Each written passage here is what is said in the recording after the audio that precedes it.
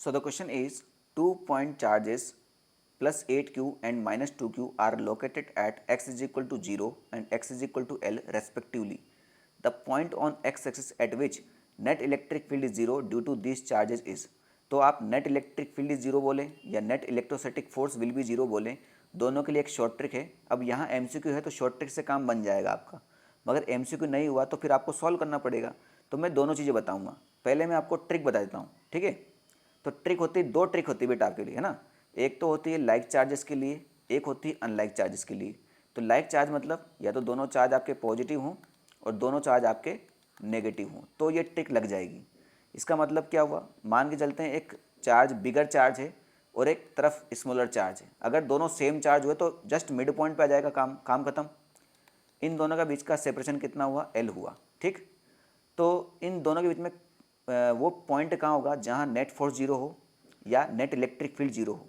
तो बेटा वो पॉइंट होगा नियर द स्मॉलर चार्ज, है ना. तो उससे नियर द स्मॉलर चार्ज है और उसकी डिस्टेंस कितनी होगी यहाँ से x.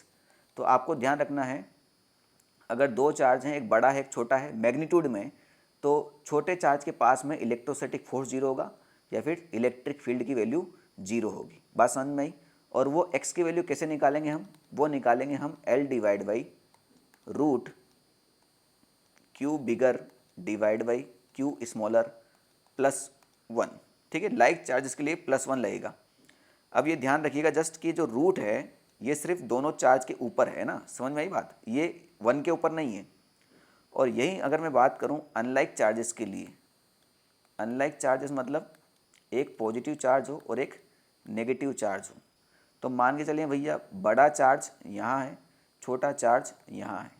मान के चलते हैं भैया छोटा चार्ज जो है आपका नेगेटिव है ना. कोई सा भी एक चार्ज नेगेटिव है, आपको जो छोटा चार्ज देखना है वो मैग्नीट्यूड में देखना है ना, प्लस माइनस में मत देखना. तो इन दोनों के बीच की सेपरेशन अगर एल है तो इन दोनों के बीच वजह से जो नेट फोर्स जीरो होगा या नेट इलेक्ट्रिक फील्ड जीरो होगा वो छोटे चार्ज से अवे एक्स डिस्टेंस दूर होगा. बात समझ में आई. छोटे चार्ज से बाहर की तरफ एक्स डिस्टेंस दूर होगा और ये एक्स डिस्टेंस क्या हो जाएगी आपकी, L divide by root Q bigger divide by Q smaller minus one. बात समझ में आई नहीं. अब ये प्लस वन और माइनस वन कहाँ पता कैसे चलेगा भाई, कहाँ प्लस लगाना है कहाँ माइनस लगाना है, हम कंफ्यूज हो जाएंगे. तो बेटा देखो दोनों प्लस का मल्टीप्लाई प्लस होगा, दोनों माइनस का मल्टीप्लाई भी प्लस होगा, एक प्लस और एक माइनस का मल्टीप्लाई माइनस ही होगा. बात समझ में आ गई. तो इस ट्रिक को यूज़ करके अब हम इस क्वेश्चन को सॉल्व कर लेते हैं फटाफट एक सेकंड के अंदर. तो बेटा एक है आपका 8q, एक है आपका -2q, यानी दोनों कौन से चार्ज हो गए आपके, अनलाइक चार्ज, ठीक है. तो अनलाइक चार्ज के लिए कहाँ से कौन सा ट्रिक यूज़ करेंगे बेटा हम, L divide by root Q bigger. तो बिगर कौन सा हो गया 8q divide by Q smaller. तो बेटा यहाँ -2q मत रखना, मैंने बोला आपको मैग्नीट्यूड में रखा जाएगा. तो ये हो जाएगा 2q और -1. q से q खत्म हुआ, 2 से 8 गया 4 टाइम्स, 4 का रूट कितना हो जाता है बेटा आपका 2. तो l डिवाइड बाई 2 - 1 यानी कितना आ जाएगा इसका आंसर l. और ये l कहाँ से मेजर होगा बेटा, छोटे चार्ज से यानी 2q चार्ज से. अच्छा ये माइनस अगर यहाँ होता तो भी l जो है इसी से मेजर होता, छोटा चार्ज -2q ही माना जाता. तो इसका आंसर कितना आएगा आपका, l आएगा. अब इसको मैं सॉल्यूशन के थ्रू बता देता हूँ आपको कैसे सॉल्व करना है आपको. तो आपको दिया है एक 8q चार्ज और एक दिया है -2q चार्ज. इन दोनों के बीच में सेपरेशन L है. आपको बताना है कि भैया कहाँ इलेक्ट्रिक फील्ड जीरो होगा. तो समझिए बात को भाई, इलेक्ट्रिक फील्ड का फॉर्मूला क्या होता है, इलेक्ट्रिक फील्ड का फॉर्मूला होता है KQ divide by R square, है ना. ये काम आएगा अभी. अब मेरे पास 3 पॉइंट है जहाँ इलेक्ट्रिक फील्ड जीरो हो सकता है. एक तो हो सकता है 8q के बाहर, एक हो सकता है इन दोनों के बीच में कहीं भी, एक हो सकता है 2q के बाहर. कहाँ इलेक्ट्रिक फील्ड जीरो होगा. तो बेटा पॉजिटिव चार्ज के इलेक्ट्रिक फील्ड जो है पॉजिटिव चार्ज की तरफ आता है, और सॉरी इलेक्ट्रिक फील्ड जो है पॉजिटिव चार्ज से अवेव होता है डायरेक्शन में और नेगेटिव चार्ज के तरफ आता है. इसको ध्यान रखिएगा आप. तो पॉजिटिव चार्ज से इलेक्ट्रिक फील्ड की डायरेक्शन इससे अवे होगी और नेगेटिव चार्ज की वजह से इसी पॉइंट पर इलेक्ट्रिक फील्ड अपनी तरफ होगी. तो यहाँ पर इलेक्ट्रिक फील्ड जीरो हो सकता है. 8q से इलेक्ट्रिक फील्ड इसके अवे होगा और -q से इलेक्ट्रिक फील्ड इसकी तरफ होगा. तो यहाँ पर तो कभी भी इलेक्ट्रिक फील्ड जीरो नहीं हो सकता. भाई जीरो कब होगा, दो वेक्टर जीरो कब होंगे, जब दोनों ऑपोजिट डायरेक्शन में हो. तो यहाँ जीरो होना संभव है. -2q में इलेक्ट्रिक फील्ड उसकी तरफ आएगा और 8q में इलेक्ट्रिक फील्ड उससे दूर जाएगा. तो यहाँ पर भी 0 पॉसिबल है। अब दोनों में से कौन सी एक ही कंडीशन सही होगी भाई, दोनों तो सही नहीं हो सकती, तो कौन सी सही होगी? तो इसके लिए हम यूज़ करते हैं ये वाला फॉर्मूला। देखो इलेक्ट्रिक फील्ड जो है वो चार्ज के डायरेक्टली प्रोपोर्शनल है और आर के इन्वर्सली प्रोपोर्शनल है। तो समझो बात को, यहाँ पर चार्ज की वैल्यू कम है मगर इससे जो पॉइंट की वैल्यू है वो भी कम है। तो चार्ज की वैल्यू कम होने की वजह से इलेक्ट्रिक फील्ड कम होगा और डिस्टेंस की वैल्यू कम होने की वजह से इलेक्ट्रिक फील्ड से बढ़ जाएगा। समझो बात को।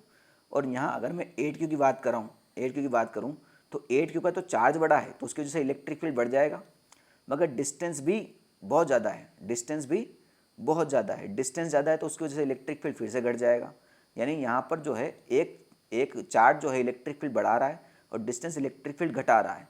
उसी प्रकार से दूसरा चार्ज इलेक्ट्रिक फील्ड बढ़ा रहा है और डिस्टेंस इलेक्ट्रिक फील्ड घटा रहा है। यानी यहाँ पर इलेक्ट्रिक फील्ड को बैलेंस किया जा सकता है, यहाँ पर वेल बैलेंस्ड है।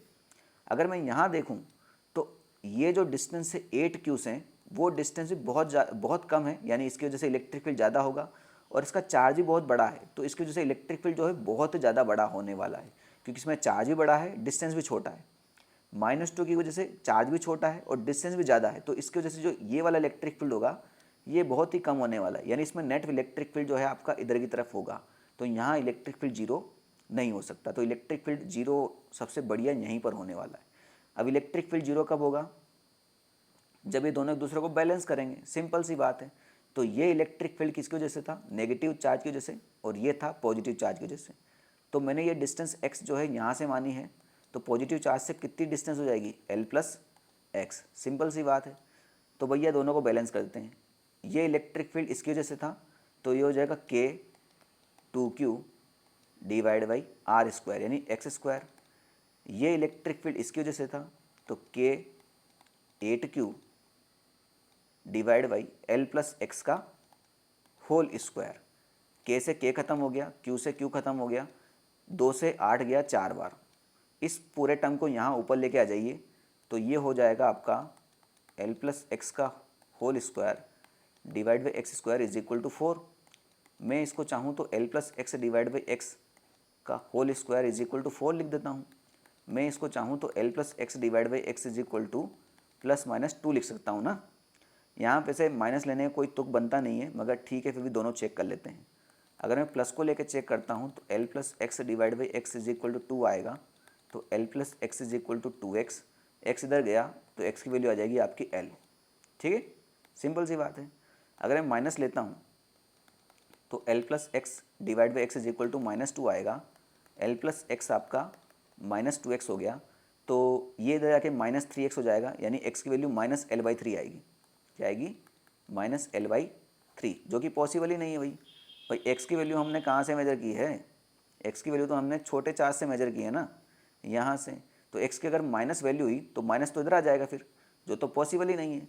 तो x की वैल्यू जो है आपकी L/3 पॉसिबल नहीं है। तो x की वैल्यू कौन सी पॉसिबल है? सिर्फ और सिर्फ L, जो कि हमने ऑलरेडी टिक कर लिया है कि x की वैल्यू आपकी L ही आने वाली है।